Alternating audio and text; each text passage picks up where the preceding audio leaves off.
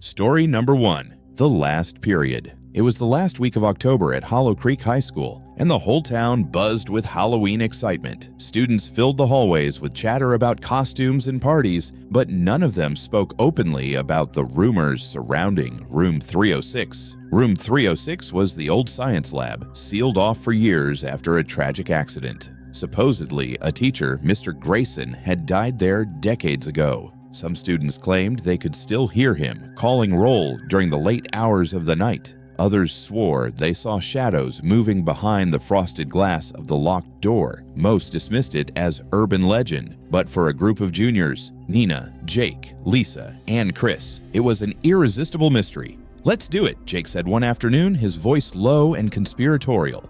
"Let's break into room 306 after school." "You're insane," Lisa replied, hugging her books to her chest. "Come on," Jake urged. "We'll be out before anyone knows. What's the worst that could happen?" Nina, ever the skeptic, smirked. "Fine. Let's prove once and for all that this whole ghost thing is nonsense." Chris hesitated, but eventually nodded.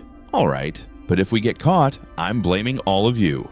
That evening, as the last rays of sunlight faded, the four of them crept back into the school. The hallways, usually alive with laughter and chaos, were eerily silent. Their footsteps echoed as they approached the door to room 306. Jake produced a thin piece of wire, his grin wide as he jimmied the lock. "I've been practicing," he said, proud. The door clicked open, and a faint draft of cold air spilled out, carrying with it the scent of mildew and something metallic. Inside, the room was frozen in time. Dust-coated lab tables sat in neat rows, each adorned with rusted Bunsen burners and broken glass beakers. A massive chalkboard covered one wall, still bearing faint scrawled equations from years ago.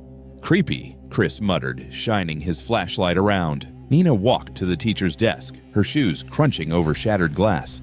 "So this is where Mr. Grayson supposedly died? They said he was experimenting with something," Jake whispered, setting his flashlight down. "A chemical reaction gone wrong. They never found his body. Just a pile of ash." Lisa shivered. "Can we just look around and leave? This place gives me the creeps." As they explored, the air grew colder. Jake found an old gradebook in a desk drawer, its pages brittle and yellowed. He opened it and frowned. "Guys, check this out," he said, holding it up. The gradebook listed names, but halfway through, the writing became erratic. The letters jagged and slanted. At the bottom of the page, written in bold, uneven strokes, were the words, "Class dismissed." "That's enough," Lisa said, her voice trembling. "Let's go." But before they could leave, the door slammed shut behind them. "What the?" Chris lunged for the knob, but it wouldn't budge. The room suddenly felt alive. The lights flickered, and the faint sound of scratching echoed from the chalkboard. They turned as one, their flashlights illuminating words that were appearing, letter by letter. "Who's present?" Nina screamed as a piece of chalk lifted from the tray and floated in midair. "Is this some kind of prank?" Jake demanded, though his voice quivered. The chalk slammed against the board, shattering into dust. Then they heard it, a low, guttural voice, deep and rasping. "Names!" "Who's there?" Chris yelled, his back pressed against the door. The voice grew louder, angrier. "Names!" Lisa sobbed, clutching Nina's arm. "It wants us to say our names." "Hell no," Jake whispered. But the room didn't wait. The gradebook on the desk flipped open, its pages whipping in a wind that seemed to come from nowhere. One by one, their names appeared in blood-red ink. Nina Harper, Jake Miller, Lisa Brooks, Chris Daniels. "Get us out of here," Lisa screamed. The air turned icy as a shadowy figure began to take form at the front of the room. It was tall and gaunt, its face a hollow void except for two glowing points where eyes should have been. It wore a tattered suit that might once have been a teacher's uniform. "You're late," it hissed, its voice a terrible mix of gravel and fury. Jake grabbed a chair and hurled it at the window, but the glass didn't even crack. The shadowy figure stretched out a hand, its long, skeletal fingers pointing at him. "You."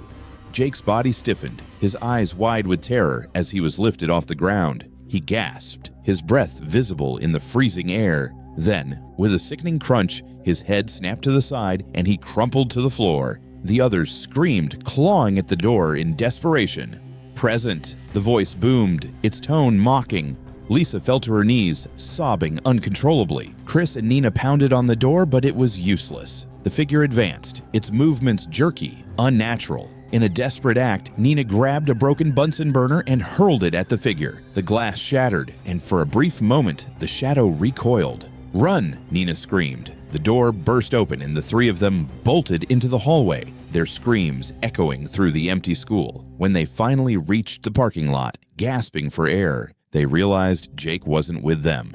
The next morning, the school was abuzz with news. Jake Miller's body had been found in room 306, his neck broken and his face twisted in terror. The door to the room was locked, just as it had been for years. Nina, Lisa, and Chris never spoke of what happened. They transferred schools within a week, but none of them ever felt safe again. Years later, when Hollow Creek High was demolished, construction workers reported strange occurrences, tools disappearing, chalkboard erasers found scattered in rooms long cleared out, and some claimed that late at night they could hear a voice echoing through the ruins, calling roll. Story number 2, The Substitute.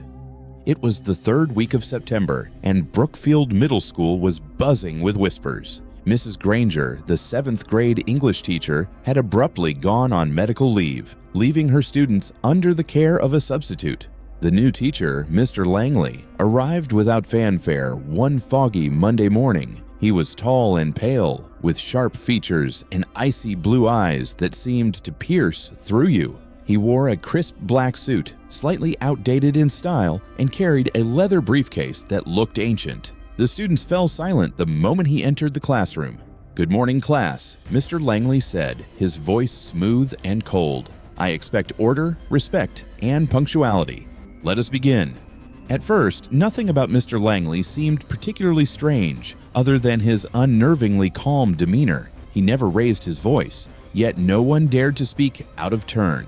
He never consulted a textbook, yet he recited poems and passages from memory with flawless precision.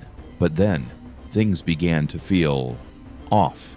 During roll call, Mr. Langley would pause over certain names, his lips curling into a faint smile. Those students found themselves the focus of his sharp, unblinking gaze for the rest of the day. One of those students was Mia, a quiet girl who always sat near the back of the room.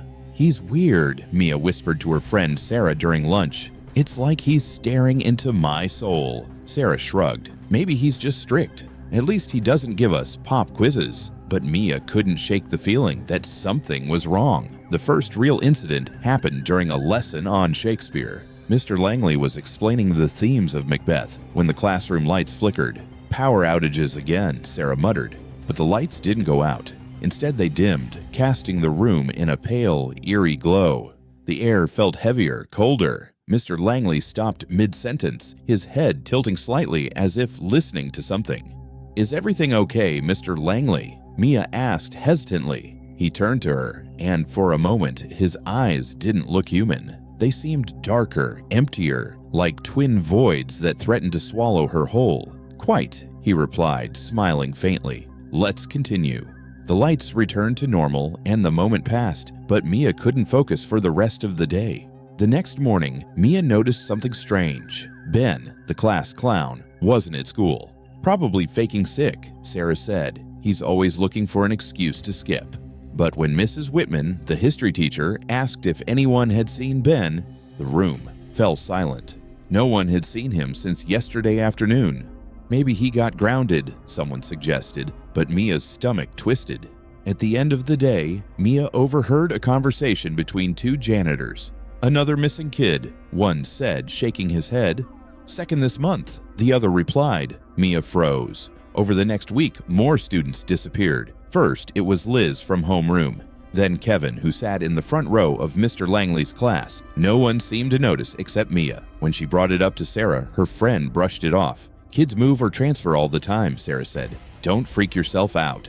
But Mia couldn't ignore the growing sense of dread. The empty desks in Mr. Langley's classroom seemed to taunt her, each one a reminder of someone who was no longer there. One afternoon, while staying late to finish an essay, Mia decided to confront Mr. Langley. She waited until the halls were empty and knocked on the door of room 204. "Come in," came his voice. The room was dark, illuminated only by the pale light filtering through the windows. Mr. Langley sat at his desk, his briefcase open. "Ah, Miss Carter," he said, looking up with that unnerving smile. "What can I do for you?" Mia hesitated. "Where?" "Where are Ben and Liz and Kevin? They've been gone for days." Mr. Langley closed his briefcase with a soft click and leaned forward, folding his hands on the desk. "Curiosity is a dangerous thing, Mia," he said, "but I admire your bravery." Something about the way he said her name sent shivers down her spine. "Answer me," she demanded, her voice trembling. Mr. Langley's smile widened. "They're here." Before Mia could respond, the lights flickered again, plunging the room into near darkness. The shadows seemed to stretch and twist, creeping toward her. Mia backed away, but the door slammed shut behind her. The briefcase on Mr. Langley's desk opened on its own, and a strange, dark mist began to pour out. Mia's heart pounded as shapes began to form in the mist. Faces distorted and twisted in silent screams. "Do you know what makes a good teacher, Mia?" Mr. Langley asked, standing now, his figure towering over her. "It's the ability to take something ordinary and transform it into something extraordinary." The mist swirled faster, the faces becoming clearer. Mia recognized them. Ben, Liz, Kevin, all trapped, their eyes wide with terror. She screamed and bolted for the door, yanking it open with all her strength. The next day, room 204 was empty. When the principal was asked about Mr. Langley, he seemed confused. "We've had no substitute in room 204, he said. "Mrs. Granger's class was reassigned weeks ago." Mia knew better. She transferred schools the following week, but the nightmares followed her. Every time she closed her eyes, she saw the mist, the faces, and Mr. Langley's cold, unblinking stare. Years later, while scrolling through old photos of her middle school, she came across a picture of the faculty from decades earlier. There, in the back row, was Mr. Langley, his icy blue eyes staring straight at her. The caption read, "Mr. Langley, English teacher, 1943 to 1951. Mia's blood ran cold. Mr. Langley had died in a fire at the school over 60 years ago. Story number 3. The bell that never rings Millfield High had stood for nearly a century, its towering brick facade weathered but proud. In the center of the school, looming above the courtyard, was the old bell tower. It had been unused for decades. The bell itself was cracked, and the mechanism that once rang it had long since rusted away. Still, everyone knew the legend. When the bell rings, something terrible follows. Emma didn't believe in ghost stories. She was a junior, too busy juggling exams, debate club, and her part-time job to pay attention to the eerie tales whispered in the hallways. Stories about students who vanished, screams echoing in the night, or the janitor swearing he saw shadows moving in the tower. It wasn't real. It was just something kids made up to scare each other. But on a rainy Wednesday afternoon, Emma would learn that some stories weren't just stories. The storm had rolled in fast, soaking the campus and turning the sky an angry shade of gray. Emma stayed late to finish a project in the library, the usual hum of student activity replaced by the eerie quiet of an empty school. By the time she packed up, the halls were deserted. Her footsteps echoed as she walked toward the main exit, the rain pounding against the windows. That's when she heard it. Dong. A single resonant chime echoed through the building. Emma froze. The sound was unmistakable. It was the school bell, but not the electronic tone that signaled the end of a period. This was deep, metallic, ancient. The bell tower. "That's impossible," Emma whispered to herself. Shaking off the chill creeping up her spine, she quickened her pace toward the door. But as she reached for the handle, it didn't budge. She pulled harder, but it was locked. Panic set in. She tried another door and then another. All of them were sealed shut. Dong. The sound was louder this time, vibrating through the walls. Emma's heart raced as she turned to look back down the hallway. It stretched endlessly, the flickering fluorescent lights casting long, shifting shadows. "Hello," she called, her voice trembling. No answer. Taking out her phone, she dialed her mom's number. The line didn't even ring. It was as if the signal had been swallowed by the storm. Dong. The third chime seemed to come from directly above her. Against her better judgment, Emma found herself walking toward the staircase that led to the bell tower. "This is stupid," she muttered, gripping the railing as she ascended. "It's just the wind. Or a prank. It's..." Her voice caught in her throat as she reached the top. The door to the bell tower, which was always locked, now stood slightly ajar. A cold draft wafted through, carrying with it the faint smell of damp stone and something metallic. Blood? Emma shook her head. No way. but the curiosity, or perhaps something stronger, pulled her forward. She pushed the door open and stepped inside. The room was dark, lit only by flashes of lightning through the slats in the walls. The massive, cracked bell hung in the center, swaying gently despite the lack of wind. "Is someone here?" Emma asked, her voice barely above a whisper. Dong. The bell rang again, even though it hadn't moved. That's when Emma noticed the carvings. The walls were covered in marks, names scratched deeply into the stone. Some were fresh, the edges jagged, while others had faded with time. Her breath caught as she spotted one near the bottom. Emma Clark. Her name. "No," she whispered, stumbling back. The air grew colder, and the room seemed to darken further. She turned to leave, but the door slammed shut, trapping her inside. Dong. The bell rang again, louder than ever, and Emma screamed as the shadows in the room began to shift. From the corners, figures emerged, pale, hollow-eyed, their faces twisted in anguish. They reached for her, their fingers impossibly long, their mouths moving silently, as if trying to speak. Emma backed away, her heart hammering. "Stay away!" One of the figures stepped forward, its face inches from hers. Its mouth opened, and a hoarse whisper escaped. "Run!" Emma bolted for the door, pounding on it with all her strength.